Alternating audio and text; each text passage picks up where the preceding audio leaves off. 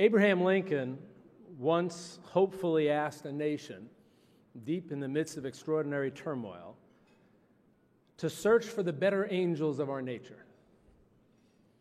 Sadly, as we look around the world today, we come to realize that our better angels are in very short supply.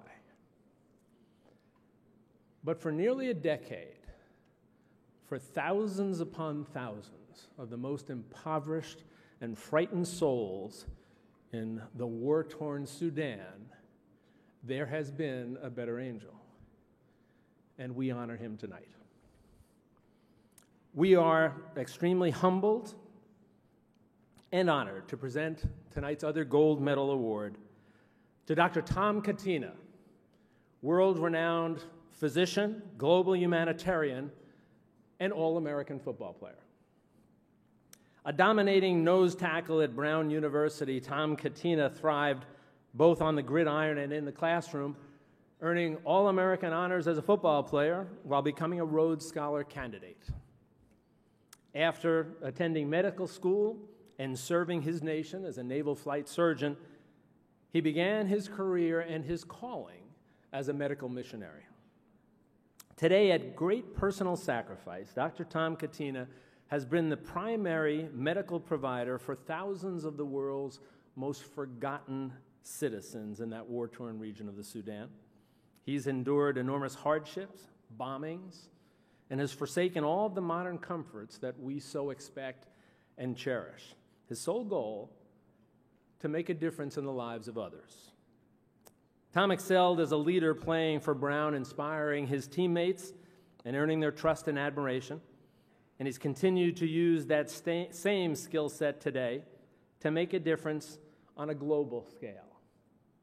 Called a modern-day Albert Schweitzer, he stands as a quintessential example of the ability of one person to indeed change the world. And we are extremely proud, as he is, of his roots on the gridiron. A life driven by his faith, by his medicine, by his family, and by a deep desire to ease the pain and the plight of so many others. A better angel indeed. I'd like you to share now with us a video tribute to the inspiring life of Dr. Tom Catena.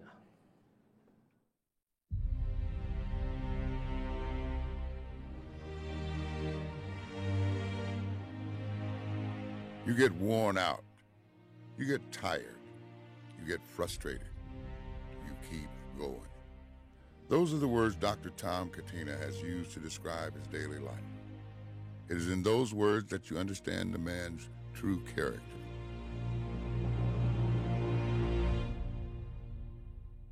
Dr. Catena works all day, every day, in a forgotten land that is deeply entrenched in a brutal civil war. At Mother of Mercy Hospital in Sudan's Nuba Mountains, the only hospital in the entire region, Catena is the only medical doctor. Dr. Tom, as everyone in the area calls him, could see hundreds of patients on any given day, many of them war wounded. The hospital has 300 beds, but sometimes there are so many patients they must sleep 2 or 3 to a bed, or in hallways or makeshift tents. From sunrise to sunset, Dr. Tom makes his rounds and performs surgeries. He is always on call. Though the workload is heavy and the pace is hectic, Catena knows no other way. His faith guides him, and his mission is selflessness. I'm only here because of my Christian faith. I don't think if I didn't have that, I don't think I would be able to do this work. I take the ideas in the Bible and the teachings of Christ very seriously. We're all somehow related as children of God.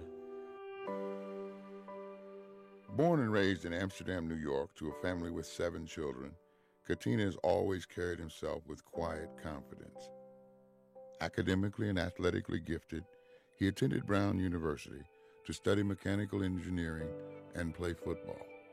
A standout nose guard at Brown University in the 1980s, Catena was an Associated Press honorable mention All-American football player and a first-team All-Ivy pick as a defensive lineman. As a senior in 1985, he helped the Brown defense post shutouts in 4 of its 7 Ivy League contests. His nickname was Catman. On the field, the Catman was described as being more like Mean Joe Green than Mother Teresa. Off the field, Katina was a mentor and spiritual leader for his teammates and classmates at Brown. After Brown, Katina felt called to missionary work. Realizing the mission opportunities for someone with his training were limited, he decided to go to medical school at Duke on a U.S. Navy scholarship. After graduating, he completed his Navy commitment and then began volunteering for the Catholic Medical Mission Board. It was in 2007 that he helped establish Mother of Mercy Hospital in the heart of the Nuba Mountains. In 2011, Mother of Mercy Hospital found itself in the crosshairs of a new conflict. Africa's hidden war commenced as the Republic of South Sudan seceded from Sudan. The Nuba Mountains, a disputed territory, found itself as this war's new battleground.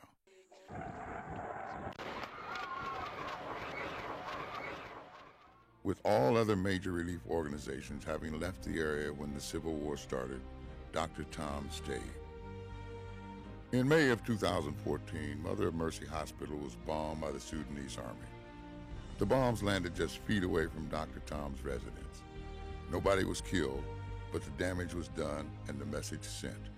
Before the bombing, the hospital was always a safe place, but now there is nowhere safe. Worn out, frustrated, and tired, his efforts go largely unnoticed, and his risk goes far beyond dangerous. Yet, Dr. Tom keeps going.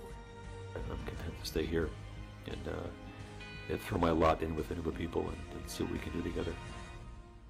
An undisputed and unsung hero responsible for saving literally tens of thousands of lives, the National Football Foundation is honored to present its 2014 gold medal to Dr. Tom Katina.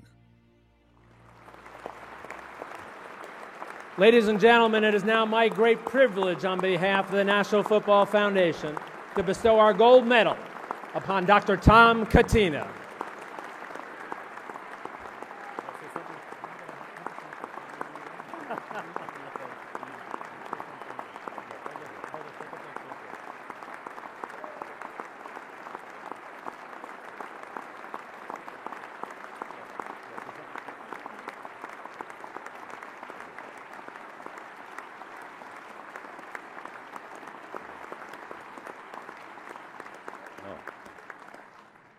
Wow, that's not the usual thing I get when I'm in the mountains, but thank you very much. It's truly an honor and a pleasure to be here tonight. I want to thank the NFF, of course, for this wonderful award. You know, when I was sitting out there in the bush of Sudan and I got the word that I got this award and I saw the list of prior honorees, I couldn't believe it. I thought they must have the wrong person. I'm just here in the bush and here's John F. Kennedy and Dwight Eisenhower. So I'm completely humbled by this honor. So thanks very much for that. I want to say congratulations to my fellow inductee, my fellow honoree, George Weiss, and to all the National Football Foundation scholar athletes, especially the guys that are pursuing medicine as a career. It's a wonderful vocation. If you didn't hear what they said in the video, back in June 2011, where I work in the Nuba Mountains, became engulfed in a civil war. And the mission group that sponsors me told me that I had to evacuate. The place was too dangerous and I had to get out of the place. So I thought about it and I wrote back to them. I said, you know, I can't go. And they said, well, we have to terminate you. I'm a volunteer anyway, but they had to terminate me as a volunteer. So I said, well, terminate me. I'm not leaving, you know, so leave me alone. And you know, I thought about it afterwards, and it kind of irritated me because I thought, is this the message that me as a missionary is sending to these people? Because what they were in a sense saying was, Tom, your life is worth more than these people here. And I said, that's a bunch of nonsense. Their lives are as equal as my life is. In the eyes of God, we're all created equal. So Tom's life is the same as Joe Blow in the Nuba Mountains. There's no difference. So certainly as a medical missionary, I felt very strongly that I had no more right to life than these people did. Then you fast forward 3.5 years of civil war, of food shortages, hunger, deprivation, disease, and the war is still ongoing. As the video said, we were bombed 2 days in a row back in May. The first day by an Antonov dumb bomb. They're these barrel bombs they drop from about 20,000 feet. Second day by a supersonic Sukhoi 24. And as I lay cowering there on the hospital floor, listening to the bombs drop and explode nearby, my first thought was, what these people doing? Don't they know there are people down here? I mean, we're here. What are they doing? They're going to kill us. And it became acutely aware to me what it feels like when somebody doesn't value your life. I think the Sudan government, those pilots could care less if we were killed. So I was in the same position as everybody else. We were all laying there as equals. My life was as useless to the Sudan government as the lives of all the Nuba. So I think if nothing else, me personally and the sisters and the priests and the Diocese of Elevated personnel who are persevering there in the Nuba Mountains, if we do nothing else, if we don't even provide a Band-Aid for people, if just by our presence there, we can convey to the Nuba people that they are loved, they are wanted, that their lives are inherently worth something in the eyes of God, then we've done our mission. The problems there continue. The civil war is ongoing. Last week I got an email from the field saying there were 30 casualties showed up, and it killed me to sit there and not be there, pitching in and helping out with the casualties. I felt like the injured football player in the sidelines watching his team be defeated. It was very painful to get that email and not be there. Problems continue. Our area of the Nuba Mountains is really cut off from the rest of the world. We are denied humanitarian access by the international organizations. We're denied food relief. We're denied vaccine. We're denied drugs for leprosy. We're denied drugs for TB. So this is the reality of our life there. So we are there as a diocese, as a church, as human beings, to provide a witness for these people that cannot speak for themselves. We're there to say, hey, look, somebody cares about you, and we'll keep it up. So I'd like to accept this award, not on behalf of myself, but on behalf of the people of the Nuba Mountains, who are an incredibly brave and wonderful and open and hospitable people. You know, there's a story that my staff just told me. I didn't realize this. I've been there 7 years now. But a lot of our patients come, and I'll ask them, how'd you get here? And they say, well, I walked. Everybody walks. I said, how long did it take you? Well, it took me 7 days. You know, the guy's sick. He's got problems. He walked 7 days to reach a hospital. And I asked the staff, I said, well, where do they stay when they come up here? There aren't hotels. This is in the middle of nowhere. So they say what they do is they start walking from their home in the bush, and they start walking, and when it becomes evening time, they need a place to sleep. They just knock on anybody's small hut, and they say, look, I'm a stranger here, I'm passing through, I'm going to the hospital up in Gidel, can I spend the night here? And they will be automatically welcomed into that house, given a place to sleep, given food, given water to bathe with, automatically, no questions asked, given hospitality. So, I mean, I think sometimes we look at these people as being maybe backward or not equal to us in terms of development. But I think in terms of being human beings and being hospitable, they're way ahead of us. And I think we have a lot to learn from them. So I accept this award and any honor and anything on their behalf. And I want to thank everybody very much for coming tonight. And thanks to all you guys here, and thanks to Steve Hatchell.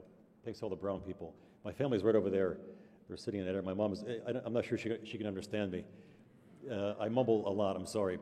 So anyway, thank you all for coming, and God bless you all.